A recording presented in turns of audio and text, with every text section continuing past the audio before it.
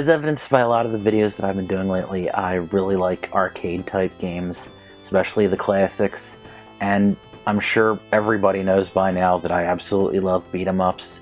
And here's another one, and one that I've been wanting to talk about for quite some time, so let's get into it. Golden Axe first appeared in the arcades in 1989. It's quite possibly the earliest example of what we now call a hack-and-slash type game. Being an arcade title from this era, it was ported all over the place, but we're only here to talk about the port to Sega's 16-bit home console. This port appeared several months after the arcade in both the US and Japan, and was a launch game for the Mega Drive in Europe nearly a year later. In Golden Axe, you take control of one of three characters: the sword-carrying Tyrus Flare or Axe Battler, or the battle-axe-toting dwarf Gilius Thunderhead. With a name like Axe Battler, you'd think he'd have a battle axe, but no, he doesn't. Instead, he's on a quest for the Golden Axe. The story is really simple. The three are looking for revenge, as they all have had family members slain at the hands of the big bad in the game, who goes by the name of Death Adder. You know, that's a pretty cool name for a bad guy when you think about it. Death Adder. Two things people really don't like: dying and snakes. Two bad tastes that taste bad together. I didn't realize this at first, but there's actually a type of snake called the Death Adder, known for having the fastest strike of all varieties of snake. All the more badass. Anyway, Death Adder didn't just kill family members of our heroes. He prematurely extinguished the life of their friend Alex, and has also kidnapped the king and princess, and now has minions out terrorizing the common folk. Being the heroic types our heroes are, they set out to stop him, and thus our story begins. This game has a gameplay engine very similar to Alien Storm or Streets of Rage, belt-scrolling with a semi-isometric view. You probably already know this type of game.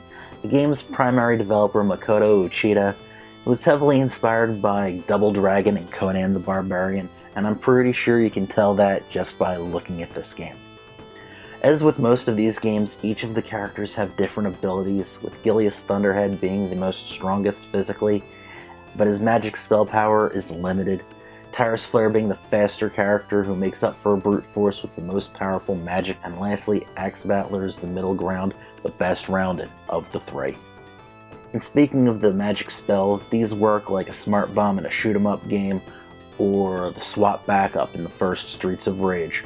You cast a spell which animates differently and does varying levels of damage depending on how many little magic bottles you've picked up. These can be found during levels or in bonus rounds where you pummel these diminutive thieves for them. One of the biggest gameplay differences between this and the other titles that I've mentioned before are the mounts. Your characters can ride dragons or other fantastic creatures, one of which sure looks a lot like one of the monsters from Altered Beast. It's a little bit awkward to control, but it's still a lot cooler than just riding horses like in Knights of the Round. The presentation of the Genesis port is quite faithful to the arcade. Not perfect, of course, but not bad at all. Nowadays, this game does show its age a bit, but so do a lot of other early Genesis titles. The sound is full-on old-school Sega Genesis, scratchy voices, nasal, tinny music. You're either gonna love it or you're gonna hate it. Back in the day, I really disliked the sound of a lot of Genesis games, but over the years, it's really grown on me. The sound effects here aren't anything really special, but what really stands out is the sound of the dragon mounts spitting fire. It is very, very annoying. In my opinion, this is a great game from Sega, and it's one you're going to have no problem finding if you go looking for it. Not just was it ported to a number of retro consoles, but Sega has put this on numerous downloadable services and compilations and plug-and-plays, and you name it.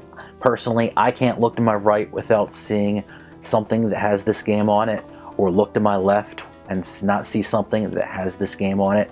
And if you take a look around, you might find some for yourself. Hope you've enjoyed this review. Thank you for watching, and I'll see you next time. Take care.